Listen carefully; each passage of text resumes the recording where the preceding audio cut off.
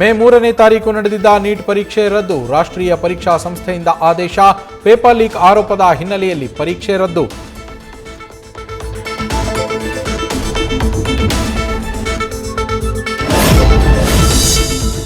Neat ಪರೀಕ್ಷೆಗೆ ಹಾಜರಾಗಿದ್ದ 22.79 ಲಕ್ಷ ವಿದ್ಯಾರ್ಥಿಗಳು. ಎಲ್ಲಾ ವಿದ್ಯಾರ್ಥಿಗಳಿಗೂ ಮತ್ತೊಮ್ಮೆ ನಡೆಯಲಿದೆ ಪರೀಕ್ಷೆ. ಯಾವುದೇ ಹೊಸ ಅರ್ಜಿ ಮತ್ತು ಶುಲ್ಕ ಇಲ್ಲದೆಯೇ ಪರೀಕ್ಷೆಗೆ ಹಾಜರಾಗೋಕೆ ಸೂಚನೆ.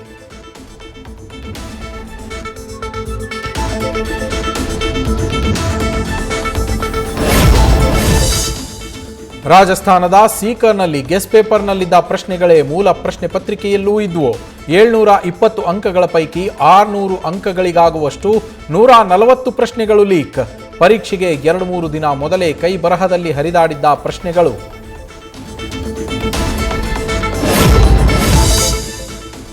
ನೀಟ್ನ ಗೆಸ್ ಪೇಪರ್ ಲೀಕ್ ಅನ್ನ ಸಿಬಿಐಗೆ ವಹಿಸಿದ ಕೇಂದ್ರ ಸರ್ಕಾರ. ರಾಜಸ್ಥಾನದ ಎಸ್ಒಜಿ ಪೊಲೀಸರಿಂದ ಈಗಾಗಲೇ 45ಕ್ಕೂ ಹೆಚ್ಚು ಜನ ವಶಕ್ಕೆ. ಎನ್ಟಿಎಯಿಂದಲೂ ತನಿಖೆಗೆ ಸಂಪೂರ್ಣ ಸಹಕಾರದ ಭರವಸೆ.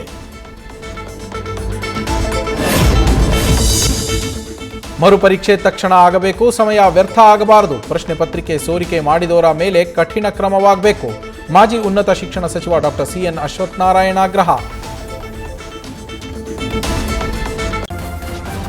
ನ್ಯೂಸ್ ಫಸ್ಟ್ ನಿರ್ಭೀತಿಯಿಂದ ನಿಮ್ಮ ಪರವಾಗಿ.